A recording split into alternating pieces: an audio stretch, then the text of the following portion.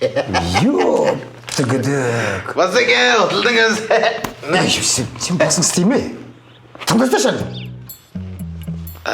Нема болды? Ауылға ассамблея келе жатыр. Мә, сендер уже естіп қойдыңдар ма? Мен бар басқаларға да айтайын. Енді сол енді саған сүйінші айтатын әңгіме ме сол? Болды, саудаң бітті. Бүгіннен бастап еді әкімнің қатын емес, жай Беріктің қатын боласың. Ой, әкеңнің а.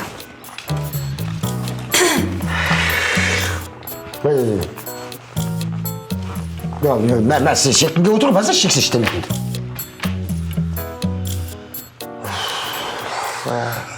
Берік Қайратұлы. Иә, не болды? Маған бұйымтайыңыз болмаса мен кете берейінші.